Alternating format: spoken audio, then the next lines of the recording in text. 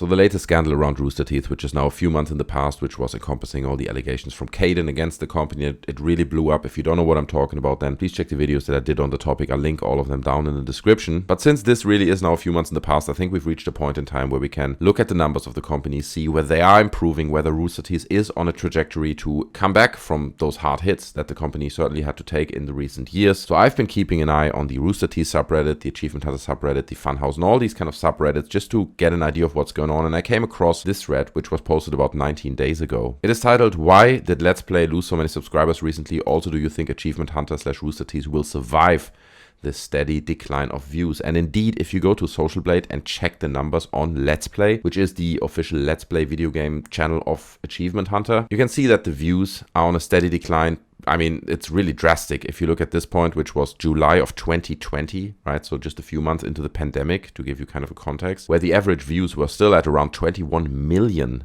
video views. And now, just in December 2022, we are at around 4 million views average per month. So that is a significant decline. And we can see that reflected in the subscriber numbers as well.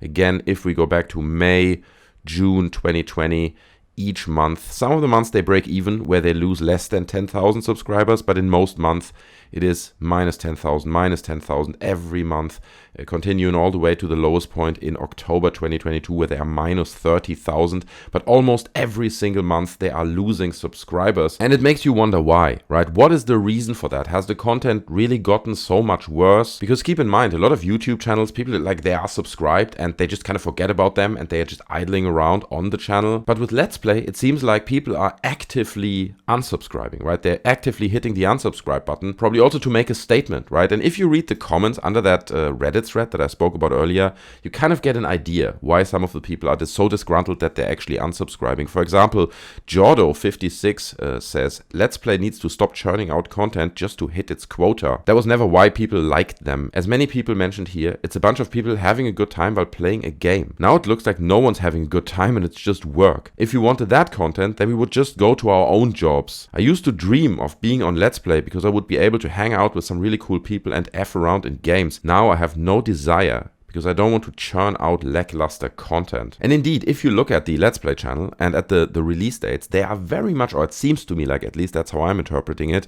but they are still very much on a tight schedule of hammering out all these videos, even they don't get that many views, right? Like last one 4 hours ago, this one 2 days ago, that one 3 days ago, 6 days ago, 7 days ago, 9 days. So they're really still on that constant churning out schedule. And while their focus groups probably say that's how you gotta run a channel, right? You have to have this continuous flow of content.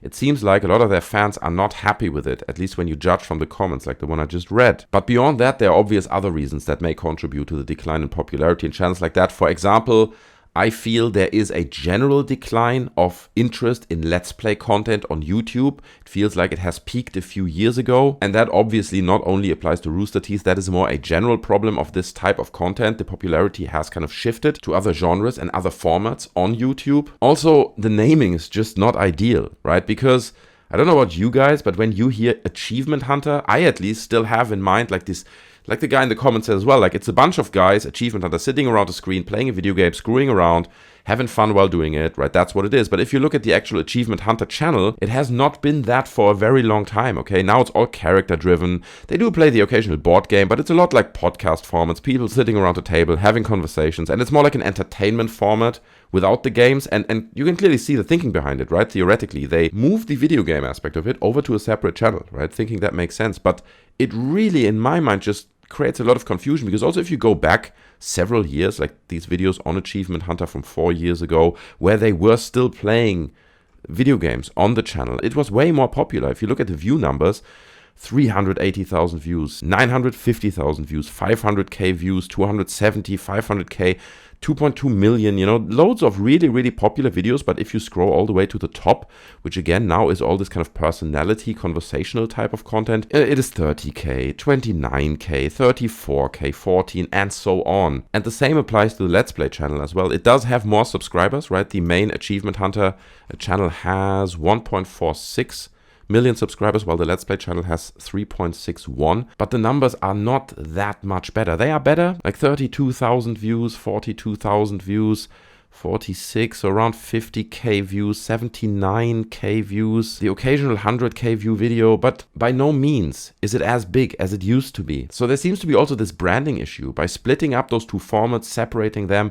really hoping to make it more clear, but actually causing more confusion. Another point that has to be mentioned is I think that a lot of the content that Achievement Hunter used to do in the past was celebrating being shameless and offensive. Okay, some of it was funny, some of it may have gone a bit too far, but to an extent that was part of their brand. Now, looking at the recent scandals that the company had, they were all about going too far, being too offensive, being inconsiderate towards minorities and people who don't want to be part of this offensive game or whatever. So now it feels like everyone who creates this kind of content is walking on a minefield, because obviously internally there are these conversations where everyone's like, guys, we have to be more careful, okay? We can't have more scandals like that. It's gonna ruin the company. So please watch your mouth, basically. And so everyone who is creating content is very cautious and aware of what's going on, hence feeling like you're walking on a minefield. And obviously that takes away from the quality, from the expectation that people have towards this content. Obviously you could still be more offensive, for lack of a better word. That doesn't mean you need to be ruthless or disrespectful. It is just a more thin line to walk. And I understand it's harder to do than just kind of saying first thing that comes to your mind without really thinking about it.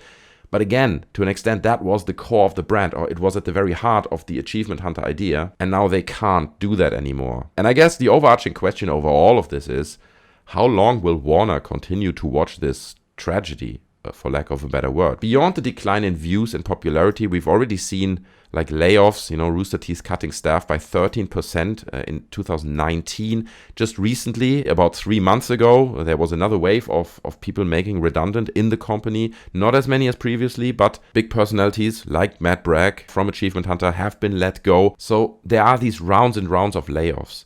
There are no positive news. There are the scandals. There's the decline of popularity and views. How long will Warner and Discovery kind of stand by and watch this unfold? And don't get me wrong, I'm sure they're still running a profit, okay, with all the layoffs. And I'm sure they're managing the budgets very well and they are still generating money for Warner, but it's getting less and less. And the numbers are not looking good. And Warner Discovery obviously is such a huge company. They don't care about personalities or how attached fans are to the brand or whatever. They just care about numbers. And I'd imagine that once Rooster Teeth and all their sub-brands reach a certain threshold of not returning the expected amount of money, when are they going to pull the plug? That's the question. I want to ask you guys that. I mean, some of you guys are probably closer to Rooster Teeth than I am. And if you're following their content closely, like, what is your feeling? Where is this going? How long will Warner continue to carry this brand, keep it alive? Or do you think they can still turn it around? Do you think there will be some kind of big change, big moment happening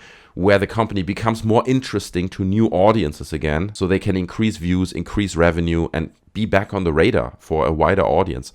Let me know all your thoughts down in the comment section below. This is the latest. I hope that the company can recover, okay? I like Rooster Teeth. I'm not inherently against the company or anything, but just looking all these posts, looking at how people perceive the content and the development of the company as a whole, in my opinion, in my naive observation from the outside, it's not looking great. But I'm curious to hear your thoughts. Leave all that down in the comment section below. We have also opened up a Discord server and community for this channel. So if you want to discuss Rooster Teeth, if you want to discuss politics or video games, then please follow the link down in the description. Obviously, it's completely free. I'm hanging out there. There are lots of cool other people, like-minded people that you can meet and discuss topics like this one, and I would appreciate to meet you there and discuss these things with you personally, to also get a better idea of who the people are who are actually watching the channel. So thanks for your time. I appreciate it. Don't forget to smash the like button if you enjoyed it, if you learned something. Subscribe to the channel for more, and I'll see you in the next one. Take care. I'm out. Bye.